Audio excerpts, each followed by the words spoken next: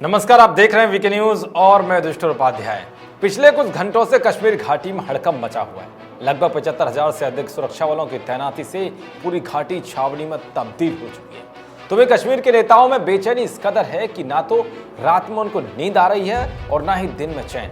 उनकी जुबान पर सिर्फ और सिर्फ एक ही सवाल है कि आखिर घाटी में क्या कुछ बड़ा होने वाला है। तो वहीं घाटी की मौजूदा हालातों को देखते हुए सोशल मीडिया पर अलग अलग दावों की तूफानी हवाएं बह रही।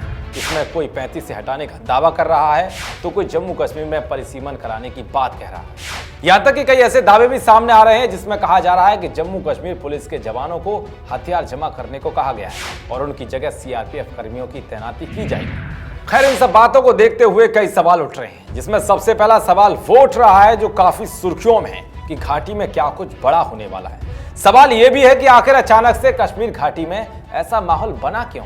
क्या कश्मीर में बाहरी ताकतों से खतरा है या फिर ये भीतर की चुनौतियों से ही निपटने की तैयारी है? सवाल ये भी है कि घाटी की सियासी पार्टियां इतनी बेचैन क्यों हैं? सबसे बड़ा सवाल तो ये है कि कश्मीर को लेकर पीएम मोदी और गृह मंत्री अमित शाह के दिमाग में कौन सा प्लान चल रहा है, जिसके चलते जम्मू कश्मीर के नेताओं का बीपी बढ़ रहा है।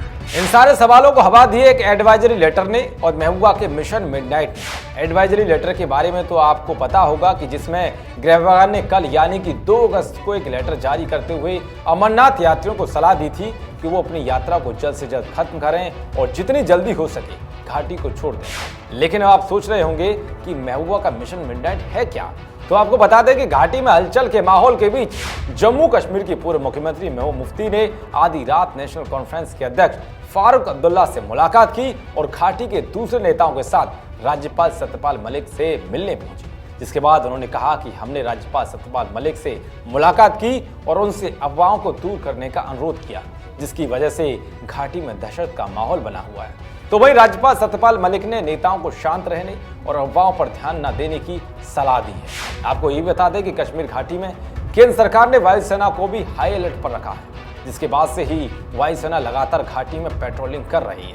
चप्पे चप्पे पर सुरक्षा बलों के जवान तैनात हैं। तो वहीं जम्मू कश्मीर के पूर्व मुख्यमंत्री उमर अब्दुल्ला ने वायुसेना के हाई अलर्ट पर ट्वीट करते हुए लिखा है कि कश्मीर में क्या स्थिति है जो सेना और वायुसेना को अलर्ट पर रखने की आवश्यकता होगी। ये कहीं अनुच्छेद 35 से या परिसीमन को लेकर तो नहीं है। इस तरह का अलर्ट वास्तव में जारी किया है तो यहाँ कुछ अलग होने वाला है। खैर, अब देखना ये होगा कि घाटी में आने वाले कुछ दिनों में क्या कुछ बड़ा देखने को मिलता है। घाटी में हलचल को लेकर आपकी क्या राय है? कमेंट बॉक्स में जरूर बताएं। देश और दुनिया की तमाम खबरों को पाने के लिए देखते रहिए वीके न्यूज। शुक्रिया।